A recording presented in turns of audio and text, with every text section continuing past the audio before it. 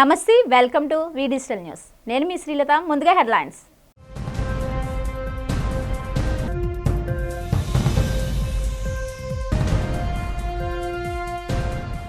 పేదరిక నిర్మూలన కోసం రాష్ట్ర ప్రభుత్వం చేపడుతున్న బంగారు కుటుంబం మార్గదర్శి కార్యక్రమం విజయవంతం. అనంతపురం జిల్లాలో సీఎం సమక్షంలో అనేక కుటుంబాలను దత్తత తీసుకున్న వివిధ సంస్థలు.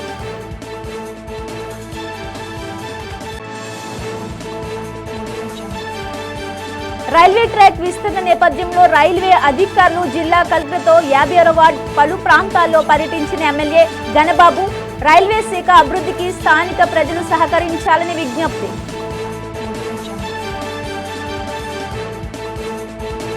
ఆపరేషన్ సింధూర్ విజయవంతం కావాలని వైభవ్ వెంకటేశ్వర స్వామి ఆలయంలో ప్రత్యేక పూజలు నిర్వహించిన ఉత్తర ఎమ్మెల్యే విష్ణుకుమార్ రాజు.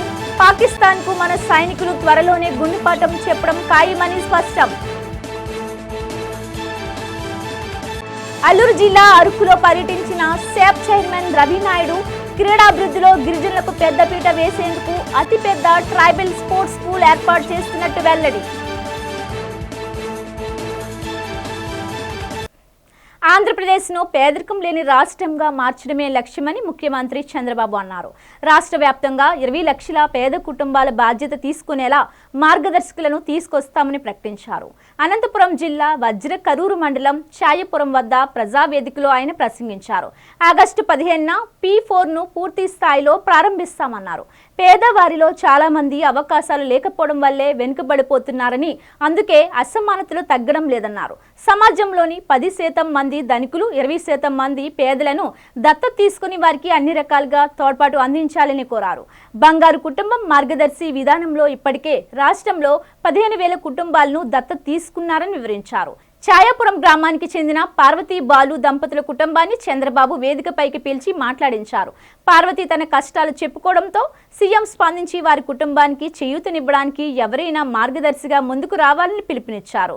కూడేరు మండలం కరుట్లపల్లికి చెందిన సిప్లాన్ డ్రగ్స్ అధినేత రాళ్లపల్లి అనంతయ్య కుటుంబాన్ని ఆదుకుంటానన్నారు.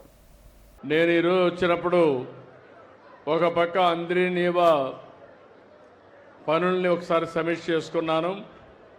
ఇంకొక పక్క ఏదైతే ప్రజావేదిక కింద మీ అందరితో మాట్లాడాను, అదే సమయంలో ఈ గ్రామంలో 96 బంగారు కుటుంబాలు ఉన్నాయి. 96 కుటుంబాలని దత్తత తీసుకుంటాం. ఈ 96 కుటుంబాలని బాగు చేసే బాధ్యత కలెక్టర్కి అప్పచెప్పాను. ఇమ్మీడియట్గా పని మీద ఉంటారు. ఇవి చేసి ఎప్పటికప్పుడు సమీక్ష చేస్తూ ఇప్పుడే ఒక కుటుంబానికి పరిష్కారం కూడా చూపించాం. నేను పని చేస్తున్న వారికి ఇల్లు కట్టిస్తా. ఆ పిల్లలందరికీ ఒక్కొక్కరికి ఒక్కొక్క ₹1,00,000 బ్యాంక్ డిపాజిట్ కూడా నలుగురికి చేస్తాను. రేపు చదివించేటప్పుడు ₹15,000 కూడా వస్తుంది వాళ్ళకి, ఆ ఫ్యామిలీకి. ఆపరేషన్ సింధూర్ విజయవంతం కావాలని, సైనికులు దేశ ప్రజలకు ఎటువంటి అపాయం కలగకూడదని ప్రార్థిస్తూ బీజేపీ నేతలు పూజలు చేశారు. ఎన్జీఓస్ కాలనీలోని శ్రీ వైభవ్ వెంకటేశ్వర స్వామి ఆలయంలో కమలనాథుల పూజలు గావించారు. ఈ సందర్భంగా రాష్ట్ర శాసనసభ BJP floor leader Penumatsa Vishnukumar Raju మాట్లాడుతూ పాకిస్తాన్ కు మన సైనికులు త్వరలోనే తగిన గుణపాఠం చెప్పడం ఖాయమన్నారు. పాక్లోని ఉగ్రమూకులను ఏరుపారేయడమే సైన్యం లక్ష్యమన్నారు. పాకిస్తాన్తో పోరాడుతున్న మన సైనికులకు ఎటువంటి అపాయం కలగకూడదని వెంకటేశ్వర స్వామికి పూజలు నిర్వహించామన్నారు. దాయాది దేశానికి మన సైనికులు మన సత్తా ఏమిటో చూపించారని తెలిపారు. మన సైనికుల పోరాటానికి దాయాది దేశ సైన్యం విలవిలలాడుతుందన్నారు. మన సైనికులు ఎంతో ధర్మబద్ధంగా పోరాటం సాగిస్తున్నారని కొనియాడారు. పాకిస్తాన్ సైనికులు ధైర్యంగా పోరాటం చేతకాక దొంగ దెబ్బ తీసేందుకు సాగిస్తున్న ప్రయత్నాలను ఖండించారు. అతి త్వరలోనే మనం విజయోత్సవ సంబరాలు జరుపుకోవడం తథ్యమని విష్ణుకుమార్ రాజు అన్నారు. దేశ సైన్యానికి కూడా స్వామివారి అనుగ్రహము, కరుణా కటాక్షాలు, స్వామివారి దీవెనలు ఉండాలి అనే ఉద్దేశంతో ప్రతి చోట, అంటే మసీదుల్లో కానీ, తర్వాత చర్చిల్లో కానీ, అట్లాగే గురుద్వారాలో కానీ, టెంపుల్స్లో కూడా ఈ కార్యక్రమం చేయమని చెప్పి ఆదేశాలు మాకు రావటం జరిగింది. దాని ప్రకారమే ఇక్కడ నార్త్ నియోజకవర్గంలో ఉన్న అత్యంత పేరు ప్రతిష్ట కలిగిన స్వామివారి వైభవ్ వెంకటేశ్వర స్వామి వారి ఆలయానికి జనసేన, తెలుగుదేశం తెలుగుదేశం పార్టీ, భారతీయ జనతా పార్టీ నాయకులు, కార్యకర్తలు అందరూ వచ్చి అక్కడ మన దేశ సరిహద్దుల్లో పోరాడుతున్న సైనికులకి, మన భారతీయులందరికీ కూడా రక్షణ కల్పించవలసిందిగా మేము ప్రార్థనలు చేయటం జరిగింది, ప్రత్యేకమైన పూజలు చేయటం జరిగింది. తప్పనిసరిగా మన భారతదేశ విజయం అనేది ఖాయము, దానితో సంబంధం లేకుండా, ప్రాణ నష్టం లేకుండా ఉండాలి అనే ఉద్దేశంతో ఈ కార్యక్రమాలు చేపట్టడం జరిగింది. గిరిజన యువత అభివృద్ధికి కూటమి ప్రభుత్వం కట్టుబడి ఉందని, ప్రణాళికాబద్ధంగా అల్లూరి సీతారామరాజు జిల్లాలో క్రీడల అభివృద్ధికి స్పోర్ట్స్ అథారిటీ కృషి చేస్తుందని AP sports authority chairman Ravi Naidu పేర్కొన్నారు. గిరిజన ప్రాంతాల్లోని యువకులను క్రీడాకారులుగా తీర్చిదిద్దాలనే ఉద్దేశంతో అరకు నియోజకవర్గంలోని డూంబ్రిగూడ మండలం అజోండా గ్రామంలో ట్రైబల్ స్పోర్ట్స్ స్కూల్ ఏర్పాటుకు గత టీడీపీ ప్రభుత్వ హయాంలో సీఎం నారా చంద్రబాబు నాయుడు కేటాయించిన 26.34 ఎకరాల స్థలంతో పాటు అరకులోని ట్రైబల్ స్పోర్ట్స్ స్కూల్ను ఆయన పరిశీలించారు. ఈ సందర్భంగా వారితో ట్రైబల్ స్పోర్ట్స్ స్కూల్ కేటాయించిన స్థలం, స్థితిగతులు, పూర్వాపరాలపై ఆరా తీశారు. అనంతరం ఆయన మాట్లాడుతూ గిరిజన ప్రాంతాల నుంచి క్రీడాకారులను తయారు చేయడమే లక్ష్యంగా క్షేత్రస్థాయిలో పర్యటిస్తున్నామన్నారు. గత టీడీపీ ప్రభుత్వ హయాంలో CM Chandrababu Naidu tribal sports స్కూల్కు కేటాయించిన స్థలాన్ని ఆ తర్వాత అధికారంలోకి వచ్చిన వైసీపీ ప్రభుత్వం నిర్లక్ష్యానికి గురి చేసిందన్నారు. కూటమి ప్రభుత్వం అధికారంలోకి రావడంతో క్రీడలకు పూర్వ వైభవం చేకూరుందన్నారు. స్పెసిఫిక్గా ఇక్కడే ఇన్ఫాక్ట్ చేయడం ఆ సంఘాలను కూడా మేము కూడా రాస్తాం, మేము కూడా వాళ్ళ అప్రోచ్ దీని మీద కూడా మీరు వర్కౌట్ చేయాలి. డిఎస్జీ గారు మీరు ఏంటంటే మీరు వచ్చి మనం ఏంటంటే ఎస్పెషల్లీ మనం డిపార్ట్మెంట్కి వెళ్తున్నాం, డిపార్ట్మెంట్ వేస్తున్నాం, అక్కడి నుంచి వస్తే వర్కౌట్ చేద్దామనే మూడ్ నుంచి బయట రావాలి. ఆ మూడ్లో ఉంటే ప్రభుత్వం ఎంతవరకు చేయగలుగుతుందో అంతవరకు చేస్తుంది. సర్టన్ టైంలో ఎక్కడో చోట ఆగుతుంది, అలా ఉండదు. ఇప్పుడు చాలా ఇండస్ట్రీస్ ఉన్నాయి దీనికి రిలేటెడ్, ట్రైబల్ ఏరియాకి రిలేటెడ్ చాలా ఆర్గనైజేషన్స్ ముందుకెళ్తున్నాయి, including mines department, different departments ఉన్నాయి. అలా కాకుండా స్పెసిఫిక్గా ఈ కోర్టు మీరు రెడీ చేసి, వాలీబాల్ కోర్టుని మీరు రెడీ చేసి కావాలంటే వాళ్ళ పేరు. దేశవ్యాప్తంగా ఈ నెల 20న చేపట్టనున్న ప్రతి ఒక్కరూ విజయవంతం చేయాలని సిఐటియు నేత ఆర్కేఎస్వి కుమార్ పిలుపునిచ్చారు. జగదంబ జంక్షన్లోని సిఐటియు కార్యాలయంలో ఆటో రిక్షా కార్మిక సంఘం ఆధ్వర్యంలో జరిగిన కార్యక్రమంలో సమ్మె పోస్టర్ను ఆవిష్కరించారు. ఈ సందర్భంగా కుమార్ మాట్లాడుతూ కేంద్ర ప్రభుత్వం లేబర్ కోడ్లను తక్షణమే రద్దు చేయాలని డిమాండ్ చేశారు. ఆటో కార్మికులకు సంక్షేమ బోర్డు త్రైమాసిక ఆర్టీఓ చలానా ఛార్జీలు తగ్గించాలని కోరుతూ నిర్వహించే సమ్మెలో ఆటో కార్మికులందరూ పాల్గొన్నారు. కార్మికుల హక్కులకు భంగం కలిగించే ఏ చర్యలు చేపట్టినా సిఐటియు ఉపేక్షించదని స్పష్టం చేశారు. కార్మికుల హక్కుల సంరక్షణ ప్రయోజనాల విషయంలో రాజీ పడే ప్రసక్తి ఉండదన్నారు. ఆటో కార్మికులకు సంక్షేమ బోర్డును ఏర్పాటు చేసి వారిని ఆదుకోవాలని కుమార్ కేంద్ర ప్రభుత్వాన్ని డిమాండ్ చేశారు. ఈ కార్యక్రమంలో ఆటో రిక్షా కార్మిక సంఘం విశాఖ జిల్లా అధ్యక్షులు పి రాజ్కుమార్, కెవి రమణ, సత్యనారాయణ రెడ్డి పాల్గొన్నారు. నరేంద్ర మోడీ ప్రభుత్వం అనుసరిస్తున్నటువంటి కార్మిక వ్యతిరేక విధానాలకు నిరసనగా కేంద్ర కార్మిక సంఘాలన్నీ కూడా మే 20వ తారీఖు నాడు సమ్మెకు పిలిపించాయి. ఈ సమ్మెను కార్మిక సంఘాలతో పాటు రైతు, వ్యవసాయ కార్మిక సంఘాలు కూడా సంపూర్ణంగా బలపరుస్తూ ఉన్నాయి. గ్రామీణ ప్రాంతంలో రైతు సంఘాలు, వ్యవసాయ కార్మిక సంఘాలు ఈ సమ్మెకు సంఘీభావంగా హర్తాలను కూడా ప్రకటించాయి. ఆ సమ్మెలో భాగంగానే మే 20వ తారీఖు నాడు దేశం మొత్తం మీద రవాణా రంగ కార్మికులు కూడా సమ్మె చేస్తూ ఉన్నారు. ఆ రోజు రవాణా రంగాన్ని ఎక్కడికక్కడ ట్రక్కులు కానీ, లారీలు కానీ, ఆటోలు కానీ ఇటువంటివన్నీ కూడా ప్రైవేటు ట్రావెల్స్ ఏవైతే అన్నీ కూడా బంద్ పాటించి ప్రభుత్వం తీసుకొచ్చినటువంటి నూతన రోడ్డు రవాణా చట్టాన్ని రద్దు చేయాలి. ఈ రోజున ప్రభుత్వం ఎలా ఉందంటే మొత్తం కార్మికులందరికీ నష్టం చేసే విధంగా, కార్పొరేట్లకు లాభాలు చేసుకునే విధంగా 4 లేబర్ కోడ్స్ని తీసుకొని వచ్చింది. ఆ లేబర్ కోడ్స్ అనేది అమలు జరిగితే అసలు కార్మికులను ఎక్కునే వాళ్ళు బానిసల్లాగా మారే ప్రమాదం ఉంది. రెండోది, రవాణా రంగ కార్మికులకి ఉరితాళ్ళు లాంటి నూతన రోడ్డు రవాణా చట్టాన్ని తీసుకొని వచ్చింది. రేపు 20వ తారీఖున దేశవ్యాప్తంగా ఈ కార్మిక చట్టాల మార్పు మరియు కేంద్ర రాష్ట్ర ప్రభుత్వాలు అవలంబిస్తున్న వ్యతిరేక విధానాలకి వ్యతిరేకంగా రవాణా రంగంలో ఉన్నటువంటి 13 కార్మిక సంఘాలు కలిపి దేశవ్యాప్తంగా బంద్ను పిలుపుకోవడం జరిగింది. అలాగే ఇక్కడ సిఐటి, ఏఐటిసి, ఐఎన్టీసీ సంఘాలు 3 కూడా కలిపి ఆటో బంద్ చేయాలని అనుకోవడం జరిగింది. ఆ సందర్భంగా ఈ ప్రెస్ మీట్ పెట్టడం జరుగుతుంది. ఆటో కార్మికులకి తీసుకొచ్చినటువంటి నూతన చట్టం ఏదైతే ఉందో జీవో నెంబర్ 21 మరియు 106 విట్ అండ్ రన్, అలాగే ఆటో డ్రైవర్లకు వెల్ఫేర్ బోర్డు ఏర్పాటు చేయాలని, పార్కింగ్ స్థలాలు కేటాయించాలని, రాష్ట్ర ప్రభుత్వం ఎన్నికల్లో ఇచ్చినటువంటి హామీని వెంటనే వెల్ఫేర్ బోర్డు ఏర్పాటు చేస్తాము, జీవో నెంబర్ 21 రద్దు చేస్తామని ఎన్నికల్లో పాదయాత్రలో చెప్పారు. ప్రభుత్వ విప్ ఎమ్మెల్యే గణబాబు జిల్లా కలెక్టర్ హరీందర్ ప్రసాద్ రైల్వే అధికారులతో కలిసి 56వ వార్డులోని పలు ప్రాంతాల్లో పర్యటించారు.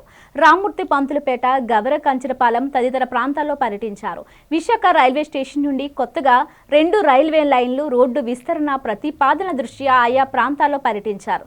నూతనంగా వేయబోయే రైల్వే ట్రాక్ వలన ఇల్లు, రోడ్లు ఏ మేరకు ఎఫెక్ట్ అవుతాయో పరిశీలించారు. రైల్వే చేపట్టబోయే అభివృద్ధి పనుల కారణంగా నష్టపోయే బాధ్యతలకు పరిహారం ఏ విధంగా నిర్ణయిస్తారో అధికారులు తెలియజేయాలని ఎమ్మెల్యే గణబాబు కోరారు.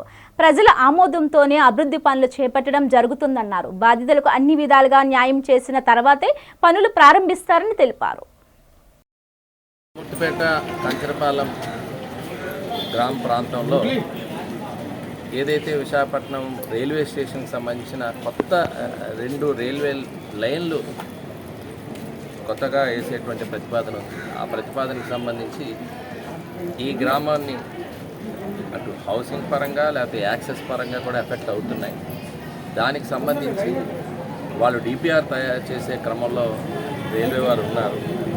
దానికి సంబంధించిన గ్రామస్తుల తాలూకా అభ్యంతరాలు కానీ, నా ప్రతిపాదనలు కానీ, అటు జిల్లా యంత్రాంగం కూడా, ఇక్కడ రైల్వే వాళ్ళు అడిగారు, రైల్వేకి జిల్లాకు నుంచి రెవెన్యూ యంత్రాంగం కానీ లేదా ఆర్ఎండ్బి నుంచి వాల్యుయేషన్ కానీ, ఆ యంత్రాంగం కూడా ఒకవైపు ఒక అండర్స్టాండింగ్ వచ్చి ప్రభుత్వం నుంచి ఏమి డిమాండ్ ఉంది, at the same time railway డిపార్ట్మెంట్కి వచ్చినటువంటి అవసరం ఏముంది, ఈ రెండింటిని బేస్ చేసుకొని ప్రజలు ముఖ్యంగా గ్రామస్తుల తాలూకా అభిప్రాయాలు కూడా తీసుకున్న తర్వాత వాళ్ళకి ఈ రైల్వే లైన్లు, ఎందుకంటే రైల్వే లైన్లు అనేటువంటి డెఫినెట్గా రాష్ట్రం దేశం అంతా కూడా రైల్వే లైన్ల ఆధునీకరణ, కొత్త లైన్ల ప్రతిపాదనలు అనేటువంటివి జరుగుతూ ఉంటాయి. అట్ ది విశాఖ నగర పర్యావరణ పరిరక్షణ సుందరీకరణ దిశగా నగరాన్ని నిత్యం పరిశుభ్రపరచడంలో రాత్రి పారిశుద్ధ్య కార్మికుల విధులు పనితీరును మెరుగుపరచడంలో జీవీఎంసీ ప్రజారోగ్య అధికారులు ప్రత్యేక దృష్టి సారించాలని విశాఖ నగర మేయర్ పీలా శ్రీనివాసరావు పేర్కొన్నారు.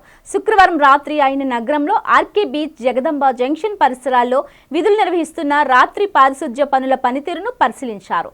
ఈ పరిశీలనలో మేయర్ ముందుగా ఆర్కే బీచ్ వద్ద ఉన్న పారిశుద్ధ్య కార్మికుల హాజరు పట్టిని తనిఖీ చేసి రోజు పారిశుద్ధ్య కార్మికులు ఎంతమంది ఎన్ని గంటలకు హాజరై రోడ్డును, బీచ్ పరిసరాలు పరిశుభ్రం చేస్తున్నారని, కొంతమంది సెలవుల్లో ఎందుకు వెళ్తున్నారని రాత్రి ప్యాకేజీ నిర్వహిస్తున్న కాంట్రాక్టర్ను ఆరా తీశారు.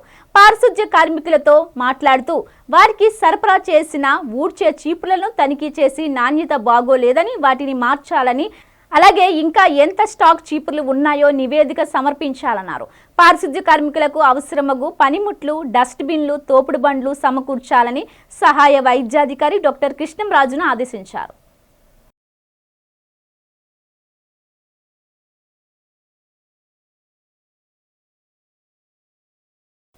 రోమన్ క్యాథలిక్ మిషన్ కు 267వ జగద్గురువు పరిశుద్ధ పోప్గా 14వ లియో ఎన్నికయ్యారని విశాఖ అగ్రపీఠాధిపతి డాక్టర్ ఉడుముల బాలశౌరి తెలిపారు. సెయింట్ ఆంథోనీ చర్చ్ ప్రాంగణంలోని ఆర్చ్ బిషప్ కార్యాలయంలో ఆయన మీడియాతో మాట్లాడారు. పోప్గా 14వ లియో నియమితులు కావడం పట్ల హర్షం వ్యక్తం చేశారు. ప్రపంచ ప్రజలందరికీ కాపరిగా నిలిచేందుకు దేవుడు ప్రసాదించిన ఒక మహోన్నత వరం పోప్ 14వ లియో అన్నారు. మానవత్వం, సమానత్వం విలువలతో పేదలు, అణగారిన వర్గాల కోసం పోరాడిన న్యాయవాది అని అన్నారు. యుద్ధంలో నలిగిపోతున్న వారి పట్ల ప్రభువు సన్నిధిలో ప్రార్థించే ప్రార్థనా పరులను చెప్పారు. 267వ పోప్గా 14వ లియో పేరు ఎంపిక కావడం ఎంతో గొప్ప విషయమని అన్నారు. పోప్ లియో భారత్ను దర్శిస్తారని ఆశిస్తున్నామని అన్నారు. ఈ సందర్భంగా ప్రపంచంలోని అన్ని చర్చిల్లో వారం రోజుల పాటు దేవునికి కృతజ్ఞత బలి పూజలు అర్పిస్తున్నామని తెలిపారు. నూతన జగద్గురువు సత్యం, న్యాయం, దయ, కనికరం, సమాధానం, శాంతి, ఐక్యత వంటి విలువలతో ప్రపంచ శాంతికి ప్రతీకగా నిలవాలని ఆకాంక్షించారు. సమావేశంలో fathers Jonnada, John Prakash, K Jayaraju, Raviteja తదితరులు పాల్గొన్నారు. 8వ తారీఖు మే నెల 2025న ఈ క్రొత్త పాపు గారు ఎంపికైనారు. లేయో పాపు గారు, 14వ లేయో పాపు గారి పేరు. ఎందుకంటే ఇంతకుముందు 13 మంది ఈ పేరుతో పాపు గారు ఉన్నారు. 13వ పాపు గారు లేయో పాపు గారు చాలా భారతదేశానికి చాలా ముఖ్యమైన వాళ్ళు. ఓ భారతదేశమా, నీ బిడ్డలే నీకు శరణము, నీ రక్షణకు దేశ బాగుకు నీ బిడ్డలే శరణమని మనల్ందరినీ సంబోధిస్తూ ఆశీర్వదించారు. వారి తర్వాత అది 1886లో కనుక దాదాపు 200 సంవత్సరాల తర్వాత పాపు గారు ఎవరైనా ఎన్నికైనప్పుడు క్రొత్త పేరు ధరిస్తారు. తన యొక్క భావి ప్రణాళిక కార్యాచరణ ఏ విధంగా ఉంటుందో తన పేరులోనే ఉంటుందన్నమాట. దివంగత పాపు గారు ఫ్రాన్సిస్ అని పేరు పెట్టుకున్నారు. లోకమంతట శాంతి సమాధానాల కోసం కృషి చేశారు. వీరు పేదల పట్ల, అణగారిన వారి పట్ల ప్రత్యేక శ్రద్ధ వహించారు. వీరు అమెరికన్ సిటిజన్ కానీ మిషనరీగా దక్షిణ అమెరికాలోని పెరు దేశంలో చాలా సంవత్సరాలు పనిచేశారు, సేవలు అందించారు. అక్కడే 2015లో బిషప్గా అభిషేకించబడ్డారు. అంటే నా తర్వాత నేను 2013లో బిషప్గా అభిషేకించబడ్డాను. కానీ 2023లో కార్డినల్ అయినారు. కార్డినల్ అంటే పోపు గారిని ఎన్నుకునే వాళ్ళలో ఒక సభ్యుడు. ఇప్పుడు దాదాపు 135 మంది కూర్చొని వాటికన్ నగరంలో వారు ఈ పాపు గారిని 2 రోజులు ఓటింగ్ జరిపి, రహస్య ఓటింగే కనుక వారు ప్రార్థించి పరిశుద్ధాత్మ ప్రేరణతో పాపు గారిని ఎన్నుకున్నారు. వీరిలో గొప్పతనం ఏంటిదంటే అమెరికా నుంచే కాకుండా చాలా విశాల మనస్తత్వం. ఉత్తరాంధ్ర ఆరాధ్య దైవమైన శ్రీ వరాహలక్ష్మీ నరసింహస్వామి వారి సింహాచల దేవస్థానంలో నిత్య కళ్యాణం అత్యంత వైభవంగా నిర్వహించారు. ఆర్జిత సేవగా జరిగే ఈ పవిత్ర కార్యక్రమంలో భక్తులు పెద్ద సంఖ్యలో పాల్గొని స్వామివారి కృపకు పాత్రులయ్యారు. ఉత్సవమూర్తి గోవిందరాజస్వామిని ఉభయ దేవేరులతో కలిసి ప్రత్యేక మండపంలో అధిష్టింపచేసి పాంచరాత్ర ఆగమ శస్త్ర పద్ధతిలో నిత్య కళ్యాణ కార్యక్రమాన్ని అర్చకులు ఘనంగా నిర్వహించారు. విశ్వసేనారాధన, పుణ్యాహవచనం అనంతరం కంకణ ధారణ, నూతన యజ్ఞోపవీత సమర్పణ, జీలకర్ర బెల్లం మాంగళ్యధారణ, తలంబరాల కార్యక్రమాలు సాంప్రదాయబద్ధంగా కొనసాగాయి. తర్వాత మంత్రపుష్పం, మంగళాశాసనాలతో స్వామివారికి ప్రత్యేక పూజలు జరిపారు. కార్యక్రమానికి హాజరైన భక్తులకు వేద ఆశీర్వచనాలు, శేషవస్త్రాలు, ప్రసాదాలను అందజేశారు. అనంతరం స్వామివారి అంతరాలయ దర్శనానుభవాన్ని కల్పించారు.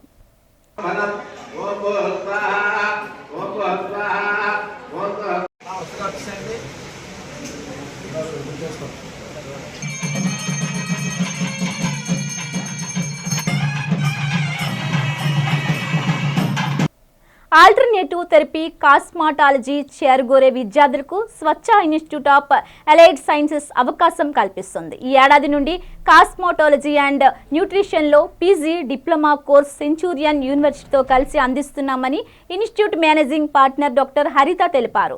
విజిఎఫ్ ప్రెస్ క్లబ్లో జరిగిన మీడియా సమావేశంలో ఆమె మాట్లాడారు. విద్యార్థులకు శిక్షణతో పాటు ఉన్నత ప్రమాణాలు పాటిస్తూ ఇంటర్న్షిప్ కూడా కల్పిస్తామని చెప్పారు. డిగ్రీ చదివి ఉన్న విద్యార్థులకు ఏడాది పాటు ఈ కోర్సులో శిక్షణ అందిస్తామన్నారు. సెంచూరియన్ యూనివర్సిటీతో అనుబంధంగా ఉంటూ పోస్ట్ గ్రాడ్యుయేట్, డిప్లొమా కోర్సులను అందిస్తున్నామని చెప్పారు. Cosmetology, health care post graduate డిప్లొమాలో డైట్ అండ్ న్యూట్రిషన్ కోర్సులో, పోస్ట్ గ్రాడ్యుయేట్ కోర్సులో అడ్మిషన్స్ ప్రారంభించినట్టు హరిత తెలియజేశారు. మన ప్రజల్లోకి తీసుకెళ్ళాం. స్వస్థ అంటే take control of your health. దీని యొక్క మెయిన్ ఉద్దేశం ఏంటంటే మన ప్రజలకి మనం అందరము ఒక 100% యాక్యురేట్గా రిజల్ట్స్ మనం అందించి, నెక్స్ట్ అదేవిధంగా అందరికీ అందుబాటులో ఉండే విధంగా మనం చేస్తున్నాము. ఇందులో మనం మెయిన్గా academics, next research, next digital health care. ఇప్పుడు అకాడమిక్స్ అంటే ఇందులో కోర్సెస్, పీజీ డిప్లొమా కోర్సెస్, మనం కాస్మెటాలజీ కోర్సు, నెక్స్ట్ అదేవిధంగా డైట్ అండ్ న్యూట్రిషన్ కోర్సు. ఈ 2 కోర్సుని మనం ఆల్రెడీ ఇంప్లిమెంట్ చేసాము. సక్సెస్ఫుల్గా 1 year కంప్లీట్ అయ్యింది. 2 బ్యాచెస్ కూడా రిలీవ్ అయ్యాయి మన ద్వారాను. నెక్స్ట్ అదేవిధంగా రీసెర్చ్ ఇన్స్టిట్యూట్, అది సబ్బవరంలో ఉంది, రీసెర్చ్ సెంటర్ అది. దాని ద్వారా ఏంటంటే మనం ఒక ఏఐని ఉపయోగించుకుంటూ మెడికల్ పరంగా మనం దాన్ని డెవలప్ చేస్తున్నాము. ఎలాగంటే లైక్ డిఫరెంట్ మనం ఆల్రెడీ ప్రాజెక్ట్స్ కూడా చేసాము. 6 ప్రాజెక్ట్స్ వరకును. అందులో 6 ప్రాజెక్ట్స్లో 3 ప్రాజెక్ట్స్ కంప్లీట్ అయిపోయాయి. So brain tumour related project చేసాము. నెక్స్ట్ ఇంకా హెల్త్ స్క్రీనింగ్ గ్రాఫ్ అదొక ప్రాజెక్ట్ చేసాము. అదేవిధంగా ఇంకా 3 ప్రాజెక్ట్స్ కంటిన్యూ అవుతున్నాయి. సో స్వస్థ సూచన అనేది 2023లో ఎస్టాబ్లిష్ చేసాము. ఇమీడియట్గా డే 1 నుంచి కూడా మనం academics, research and health care, digital హెల్త్లో ఫోకస్ చేసాం. అకాడమిక్స్ అనేసరికి హోలిస్టిక్ థెరపీస్.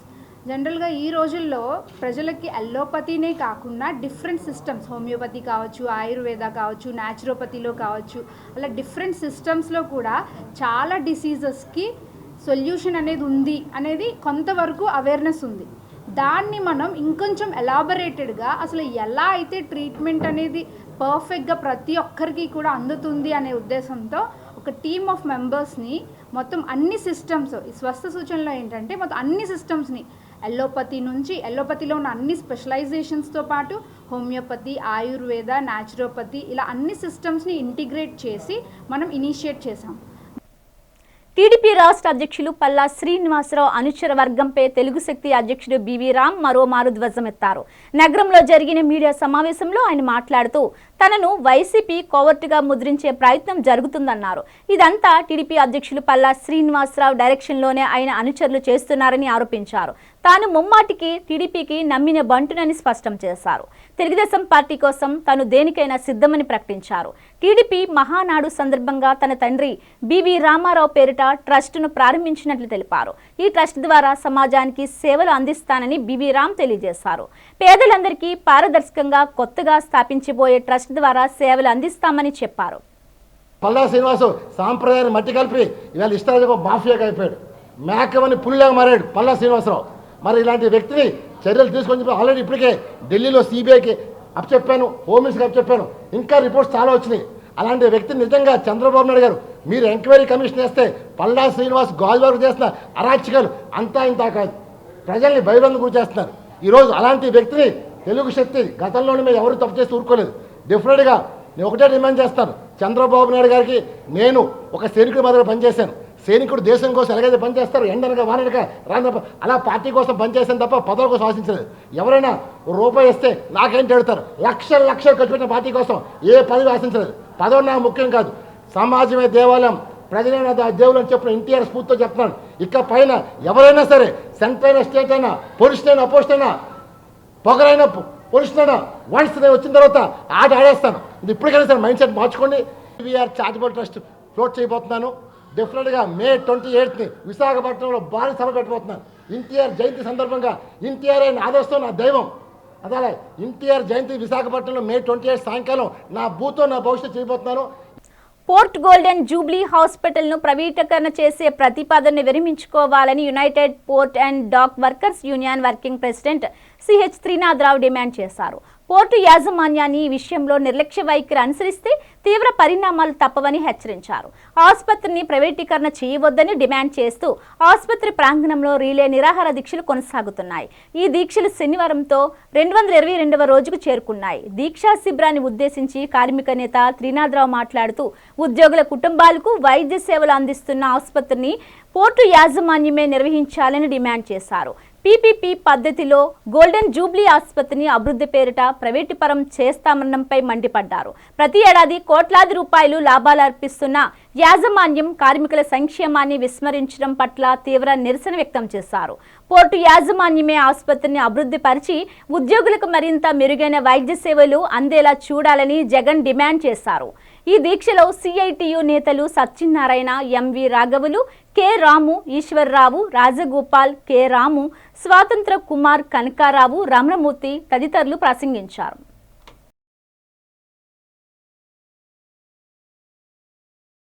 222వ రోజున గోల్డెన్ జూబ్లీ హాస్పిటల్ దగ్గర రిలే నిరాహార దీక్షలో పాల్గొన్నారు. పెన్షనర్స్, ఎంప్లాయీస్, అలాగే retired employees, BLP union, 2 union కూడా 222వ రోజున గోల్డెన్ జూబ్లీ హాస్పిటల్ దగ్గర రిలే నిరాహార దీక్షలో పాల్గొన్నారు. ఈ రిలే నిరాహార దీక్షకి మేము అడిగే డిమాండ్ 4. ఒకటి, పోర్ట్ హాస్పిటల్ ప్రైవేట్ వారికి ఇవ్వరాదు, సొంత నిధులతో అభివృద్ధి చేయాలి. పోర్ట్ హాస్పిటల్లోన ఆధునికమైన టెక్నాలజీని ఏర్పాటు చేయాలి. ఆయుష్మాన్ ఆరోగ్య మందిర్ కమ్యూనిటీ హెల్త్ ఆఫీసర్ల ఆందోళన కొనసాగుతుంది. రాష్ట్ర ప్రభుత్వం తమ సమస్యలను పరిష్కరించాలని డిమాండ్ చేస్తూ సిహెచ్ఓలు జీవీఎంసీ ఎదురుగా ఉన్న గాంధీ విగ్రహం వద్ద ధర్నా చేస్తున్నారు. ప్రభుత్వం తమ సమస్యలు పరిష్కరించాలంటూ ఆందోళనకారులు నినాదాలు చేశారు. ఈ సందర్భంగా ఆయుష్మాన్ ఆరోగ్య Mandir community health officer union ప్రతినిధి స్పందన మాట్లాడుతూ ప్రభుత్వం చొరవ చూపి తమ సమస్యలను పరిష్కరించాలని డిమాండ్ చేశారు. జాతీయ ఆరోగ్య కమిషన్ ఉద్యోగులతో సమానంగా 23% వేతన సవరణ అమలు చేయాలన్నారు. ప్రభుత్వం సానుకూలంగా స్పందించి తమ సమస్యలు పరిష్కరించుకుంటే ఆందోళన కార్యక్రమాలను తీవ్రతరం చేస్తామని హెచ్చరించారు.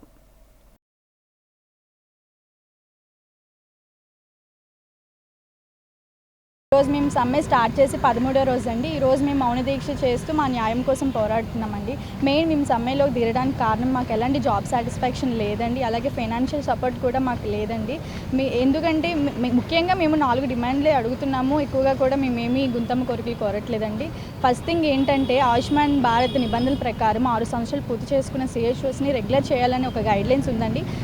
ఆ గైడ్లైన్స్ ప్రకారం ఒక సిహెచ్ఓని కూడా రెగ్యులర్ చేయాలండి. న్యాయపరంగా ప్రతి ఒక్క సిహెచ్ఓ ఎవరైతే 6 సంవత్సరాలు పూర్తి చేసుకున్నారో వాళ్ళందరినీ రెగ్యులర్ చేయాలని మేము అడుగుతున్నామండి. సెకండ్ థింగ్ ఏంటంటే 2 సంవత్సరాల నుంచి వితౌట్ ఎనీ ఇంటిమేషన్ మాకు పిఎఫ్ అనేది కట్ అవ్వడం లేదండి. శాలరీ ఒకటే వస్తుంది, పిఎఫ్ కూడా కట్ అవ్వట్లేదు. అది మాకు ఎందుకనేది కూడా మాకు తెలియదండి, మాకు ఎలాంటి ఇంటిమేషన్ కూడా ఇవ్వలేదు. సో మాకు శాలరీతో పాటు పిఎఫ్ కూడా కట్ అవ్వాలని అనుకుంటున్నాం. ఎందుకంటే పిఎఫ్ అనేది ఒక మాకు సేవింగ్ లాంటిది. అది కూడా కట్ అవ్వకపోతే అంటే ఒక ఎంప్లాయ్కి పిఎఫ్ అనేది ఒక గుర్తింపు లాంటిది. ఒక పిఎఫ్ అనేది కట్ అవ్వకపోతే మేము ఎంప్లాయ్ అని మాకు కూడా ఒక్కొక్కసారి చాలా బాధాకరంగా ఉంది. మాకు శాలరీతో పాటు పిఎఫ్ కూడా కట్ అవ్వాలని మేము అడుగుతున్నామండి. థర్డ్ థింగ్ ఏంటంటే మాకు చాలా బకాయిలు ఉన్నాయండి. శాలరీ ప్లస్ ఇన్సెంటివ్ అనేది మాకు కలిపి రావాలని అడుగుతాం. మాకు 25,000 శాలరీ ప్లస్ 15,000 ఇన్సెంటివ్ అనేది వచ్చేదండి స్టార్టింగ్లో. అలాంటిది 2 ఇయర్స్ నుంచి మాకు శాలరీ వస్తుంది కానీ ఇన్సెంటివ్ మాత్రం రావట్లేదండి. మేము గవర్నమెంట్ ఒకటే అడుగుతున్నామండి, మాకు 40,000 శాలరీ ఇస్తున్నామని ప్రతి చోట చెప్తున్నారు కానీ మాకు ఎవరికి 40,000 శాలరీ అనేది రావట్లేదండి. సో మాకు 40,000 అంటే 25,000 శాలరీ ప్లస్ 15,000 ఇన్సెంటివ్ కలిపి 40,000 ఫిక్స్డ్ పే చేసి మాకు అకౌంట్లోకి రావాలని మేము కోరుకుంటున్నామండి. ఫోర్త్ థింగ్ ఏంటంటే ఎన్హెచ్ఎం, మేము ఒక ఎన్హెచ్ఎం ఎంప్లాయీ అని అంటూ ఉంటారండి, కానీ అలాంటి ఎన్హెచ్ఎం ఎంప్లాయీస్ అందరికీ కూడా 23% హైక్ ఇచ్చారండి. అందులో కూడా మమ్మల్ని ఇంక్లూడ్ చేయలేదండి. 188 క్యాడర్స్కి 23% హైక్ ఇచ్చారు కానీ మా క్యాడర్కి మాత్రం ఎలాంటి హైక్ కూడా ఇవ్వలేదండి. మేము రెగ్యులర్ చేయమని అన్నప్పుడు మీరు ఎన్హెచ్ఎం ఎంప్లాయీ మిమ్మల్ని రెగ్యులర్ చేయడం కుదరదు అన్నారండి. అలాంటి ఎన్హెచ్ఎం ఎంప్లాయీస్ కూడా హైక్ ఇచ్చినప్పుడు మాకు కూడా ఇవ్వాలని మేము అడుగుతున్నామండి. మేము న్యాయపరంగానే అడుగుతున్నామండి. మా ఈ 4 డిమాండ్స్ కూడా మీడియా ద్వారా గవర్నమెంట్కి ఒకటే రిక్వెస్ట్ అండి, మా ఈ 4 డిమాండ్లు తీర్చవలసింది మేము రిక్వెస్ట్ చేస్తున్నామండి. యాక్చువల్గా సెంట్రల్ నార్మ్స్ ప్రకారము మా జాబ్ని ఇచ్చేటప్పుడే చెప్పారండి. సెంట్రల్ గవర్నమెంట్ నార్మ్స్ ప్రకారం 6 సంవత్సరాలు పూర్తయిన తర్వాత మిమ్మల్ని రెగ్యులర్ చేస్తామని అప్పుడే చెప్పారండి. కానీ 6 సంవత్సరాలు పూర్తయినా సరే ఇప్పటి వరకు ఎవరిని రెగ్యులర్ చేయలేదండి. ఇప్పుడు మా డిమాండ్స్ ఫస్ట్ డిమాండ్ ఏంటంటే మమ్మల్ని రెగ్యులర్ చేయాలండి ఈ జాబు. ఇంకోటి ఏంటంటే ఇప్పుడు పనిచేస్తున్న ప్రతి ఒక్క ఎంప్లాయీ, ఈవెన్ ఒక సెక్యూరిటీ గార్డ్ కూడా పిఎఫ్, ఈఎస్ఐ అని, హెల్త్ సెక్యూరిటీ అని ఏదో ఒకటి జాబ్ సెక్యూరిటీ అనేది ఉంటుందండి. ఏమీ లేదు. ఇప్పుడు మినిమం 10,000 శాలరీ వాళ్ళకి కూడా జాబ్ సెక్యూరిటీ అనేది ఉందండి మన ఇండియాలో. కానీ మాకు మాత్రం ఏ జాబ్ సెక్యూరిటీ లేదు, పిఎఫ్ అనేది కటింగ్ లేదండి. మాకు ఎనీ హెల్త్ ఇన్సూరెన్స్ కూడా మాకేమీ లేదండి.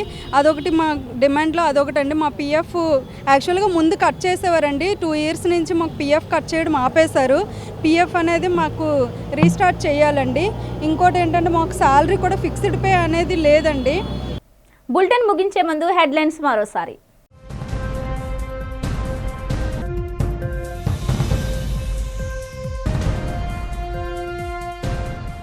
పేదరిక నిర్మూలన కోసం రాష్ట్ర ప్రభుత్వం చేపడుతున్న బంగారు కుటుంబం మార్గదర్శి కార్యక్రమం విజయవంతం.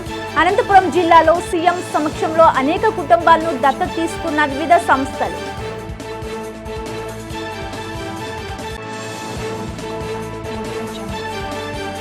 రైల్వే ట్రాక్ విస్తరణ నేపథ్యంలో రైల్వే అధికారులు జిల్లా కలెక్టర్తో 56వ వార్డు పలు ప్రాంతాల్లో పర్యటించిన ఎమ్మెల్యే గణబాబు. రైల్వే శాఖ అభివృద్ధికి స్థానిక ప్రజలు సహకరించాలని విజ్ఞప్తి.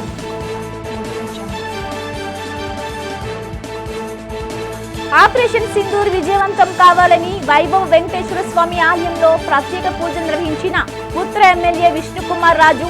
పాకిస్తాన్ కు మన సైనికులు త్వరలోనే గుండెపాఠం చెప్పడం ఖాయమని స్పష్టం.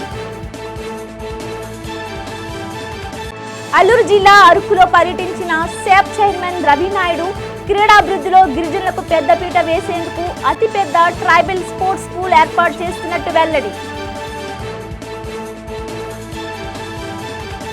ఇవి బులెటిన్ అప్డేట్స్. మరిన్ని వార్తా విశేషాలతో మళ్ళీ కలుద్దాం. చూస్తూనే ఉండండి వి డిజిటల్ న్యూస్.